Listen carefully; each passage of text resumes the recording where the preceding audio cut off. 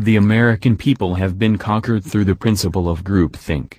Throughout history, groupthink has played a prominent role in coercing the public of any nation into going to war for the benefit of the elite ruling class and their financial bottom line. Groupthink is a term coined by social psychologist Irving Janis in 1972, and it occurs when a group makes faulty decisions because group pressures lead to a deterioration of mental efficiency, reality testing, and moral judgment. Groups affected by groupthink ignore alternatives and tend to take irrational actions that dehumanize other groups. A group is especially vulnerable to groupthink, for example neocons and the Iraq War, radical Muslim elements within the government and the coming Great American Purge followed by World War III, when its members are similar in background, when the group is insulated from outside opinions, and when there are no clear rules for decision-making. It is the premise of this article that groupthink is being used to nudge Americans into accepting a new paradigm which is suicidal for the country's continued existence. The meat and potatoes of groupthink. In his book, Victims of Groupthink, Dr. Janis has documented 8 symptoms of groupthink. The illusion of invulnerability is often perpetuated when a cause first becomes public. If God is for us, who can be against us is often the kind of mentality that permeates a group in which self-righteousness will somehow protect the group from the faulty decisions of their leaders. It would be interesting to ask the tens of millions of dead people who died in the 2 world wars in the 20th century how well this illusion works. This illusion of invulnerability creates excessive optimism that encourages taking extreme risks. For example, when NFL player Pat Tillman forsook his lucrative playing career and volunteered to serve in Afghanistan, following 9/11, he was killed by military leadership for expressing the anti-war views he increasingly came to believe. In the early days of a movement, people lose their minds and volunteer to give up their lives in order to kill complete strangers in order that billionaire bankers can make billions of dollars of more money. The members of a group quickly fall into a type of collective rationalization in the early days of groupthink. If my neighbors believe in our course of action, it must be perfectly okay to engage in things like genocide and mass murder, that is war. The members of the group discount warnings and do not reconsider their assumptions regarding a course of action even when it becomes clear that the chosen course of action is immoral or even suicidal. Belief in an inherent and self-righteous morality. This view is often expressed, as President George W. Bush once said, "You are either with us, or you are with the terrorists." The members of the group believe in the righteousness of their cause and therefore ignore the ethical or moral consequences of their decisions. This type of group psychology has given history some of its darkest days. Stereotyped views of unfavorable outgroups is perpetuated. Stereotypical and extreme negative views of the enemy make effective responses to conflict seem unnecessary. This leads to the creation of devices like the infamous Red List which will ostensibly be used one day to rid the country of any dissenters. Direct pressure on dissenters in the group begins to surface in the early days of a movement. Members are under pressure not to express arguments against any of the group's views. Political correctness is often used to usher in a groupthink kind of paradigm change. We have witnessed the climate change arguments and the advancement of gay marriage where nobody dares speak out against the concept at the risk of being branded prejudiced. Self-censorship becomes a critical operating component of the group. People fear speaking out, so they don't. Doubts and deviations from the perceived group consensus are not expressed for fear of retaliation from the group and its leader. This is when a society begins to live in fear of its government and the establishment behind the government. The illusion of unanimity is perpetuated in and among the members of a group. The majority view and judgments are assumed to be unanimous. This becomes the wellspring of prohibitions on free speech, politically motivated roundups and deportation to concentration camps, that is FEMA camps.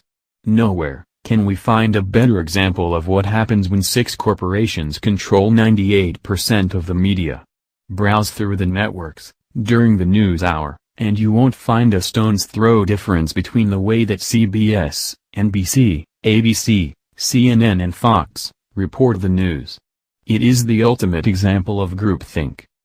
And it is the single most important reason that we have a sheep mentality among 95% of the people in this country. Self-appointed mind guards becomes a key operating component of the group. Members protect the group and the leader from information that is problematic or contradictory to the group's cohesiveness, view and/or decisions. This is the central operating principle of the maintenance of groupthink. Any dissension inside the group is quickly dealt with as if the dissenter were a member of the group of which their group is aligned against. Examples of the fallacy of groupthink. Historians often point to examples of groupthink fiascos. Dr. Janis offers as examples, the U.S. failures to anticipate the attack on Pearl Harbor, the Bay of Pigs invasion, the escalation of the Vietnam War and the ill-fated hostage rescue in Iran. Certainly, the flawed policies enacted in conducting the wars in Iraq and Afghanistan are prime examples of this erroneous thinking brought about by the 8 elements of groupthink. And this flawed thinking has led to the rise of ISIS, with the help of the CIA. History commands to not forget the Holocaust, Rwanda, Mao'sburg in China and on it goes. Groupthink is being used to condition the American people for World War. With every journalist ISIS beheads and with every staged terror attack upon American interests, the American people are being readied for war, and the invocation of groupthink is the prime method of mental subjugation of our people. Many of you reading these words are going to become victims to what is coming. The elite use such organizations as Tavistock Institute to devise public policy reflective of these psychological tools of manipulation. Any organizing principle of war states that you must first neutralize the command and control structure over the enemy. This is why, whenever we invade a country, we first take out their radar and communications ability. This is one of the approaches that we need to employ in neutralizing the hold the globalists have over our minds. To do that, we only need to follow Jim Marr's advice and turn off the TV. Collapse the major instrument of control that our enemies employ against us, namely, the control over our minds through the mainstream media. There are some decisions we would never make if it were not for the pressure of the group. Take the Bernie Sanders supporters. At the DNC, they had to be removed because they would never have supported Hillary so long as they had a viable alternative. Unfortunately, Sanders sold out his followers.